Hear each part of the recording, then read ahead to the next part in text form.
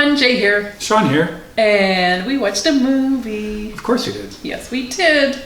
So this is another one that is newly available via home premiere.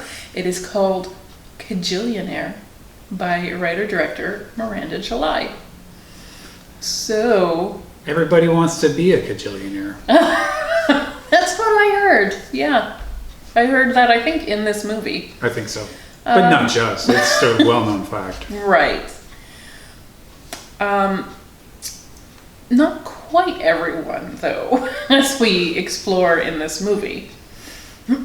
So Miranda July is a writer and a director who does really weird, niche-y, offbeat stuff.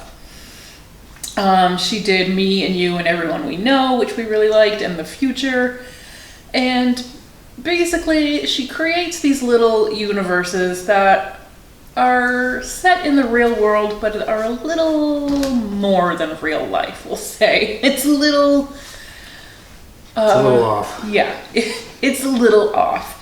It's very fun to watch because it really soaks you right into this family unit that we're going to be talking about. So first we have Old Dolio.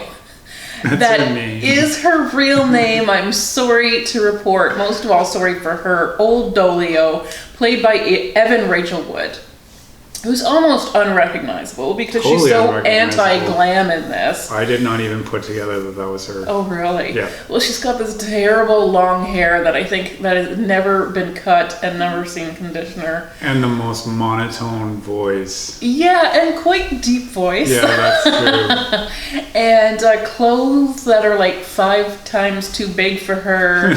Like tracksuits. Yeah, it's clothes that a teenage boy would have worn in 1998. Yeah. Oh yeah, you know that. I did. Jared. Literally, Yeah. I did wear I know. those in 1998. Yeah. Also in that size, which was also still too big for you when you were 6'6". So let's just say. With full disclosure, I was not a teenager at that point. I forget how old you are. Don't do the math correctly. I'm sorry, old man. Yep, old Shonio.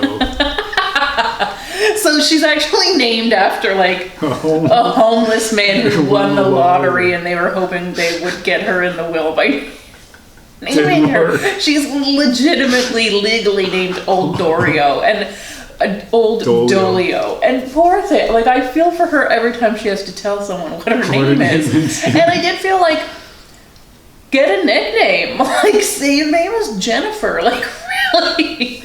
But, even though she does appear to be a grown woman, she lives at home, and we'll get into that in a minute, with her parents. And she seems extremely under their thumb.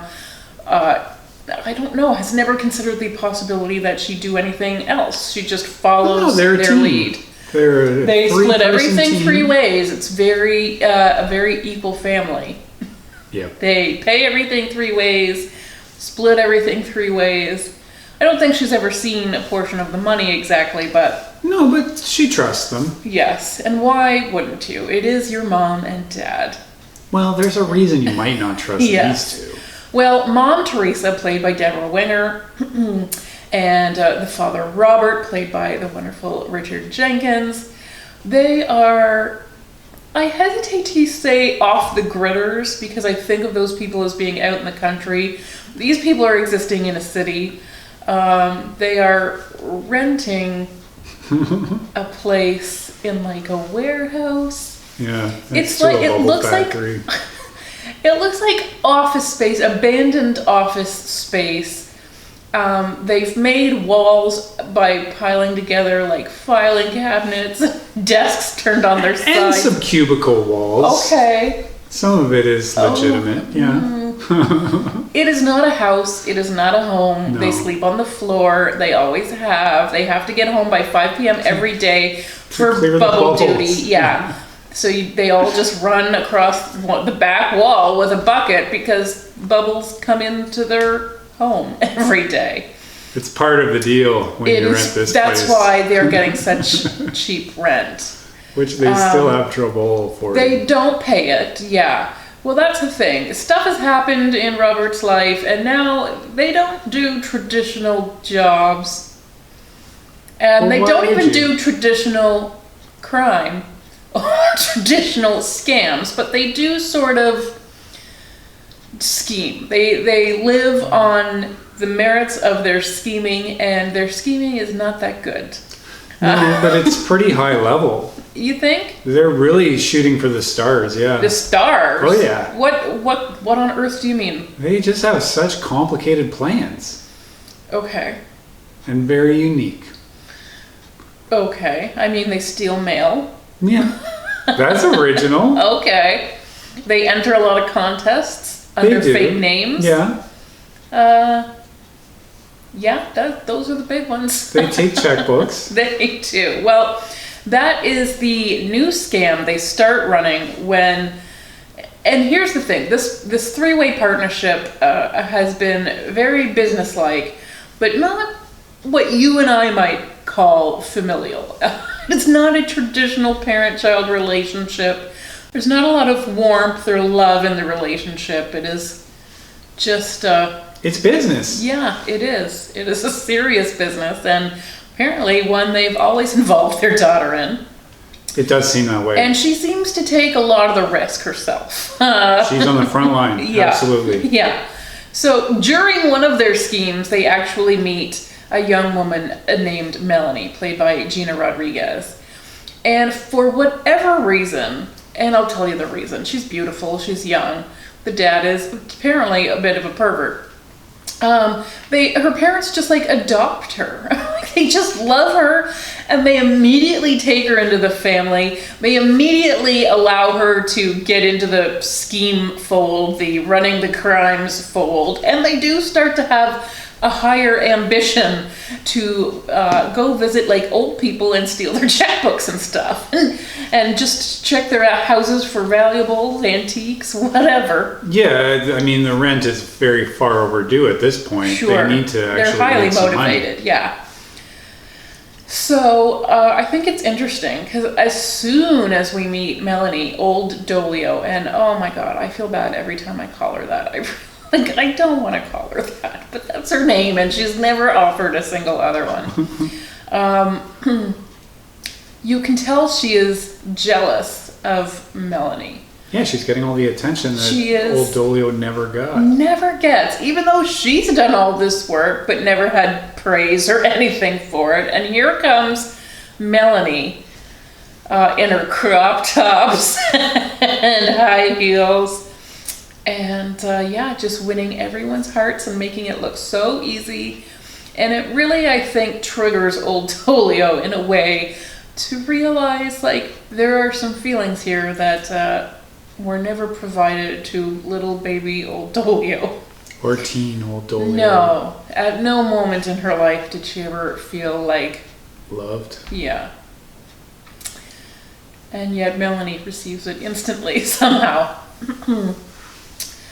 So, yeah, so I think this is really her story, Old Dolio's story, about finding out that she can want things for herself, that she can realize that things are missing, that maybe her family is not providing, that she has needs that she can ask for. And if you're not getting them from the people in your life, then maybe you need to reconsider having those people in your life. So again, it's a super offbeat kind of movie. It might be a little off-putting to some people. I found it actually endearing. Yes, sir? I was just going to say it's trying to be off-putting. Sure. I mean, these are not nice people. No. You don't want to feel empathy for them, and yet they're just quirky enough or weird enough that you kind of do feel some sympathy. You can't quite hate them. You can't hate them. No. They're too downtrodden for that. They really are, and yet this is their life, and they're not going to change. Oh, they're not. No, they're set in their ways. I mean, they've chosen this life Yes, for some reason. they for some reason have. And they're content in it, and they just want to keep doing it. And so Old Dolio here is shaking things up by expressing her needs and wants. And it doesn't go down well. So she really has to make that choice. Like, is she going to give up the only home and family she's ever known? She certainly doesn't have any friends or any other means of supporting herself. No, it's just been these three. So even if she left, she really has nowhere to go. So it is a very interesting story. It is perhaps not super relatable, except for in the sort of the big themes of the movie of, giving yourself what you need, because we can't rely on others to provide it. Right. But yes, hopefully no one is going to see themselves in these characters directly. Yes. Certainly there are wonderful creations springing from the imagination of Miranda July. She does create this little universe for this family that is very watchable. I found it very interesting, absorbing, and highly detailed. They have these little things that make them tick. They do. That make them feel like real people, even though, when you process it, it's really absurd, and it is supposed to be an absurdist comedy.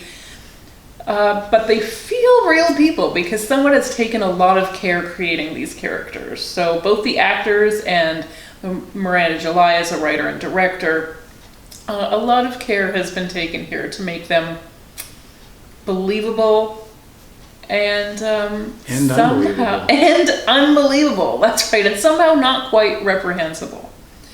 So that is a very thin line, and it's impressive when it can be done well. It is, but it's hard to hate Richard Jenkins. I'm glad you think so.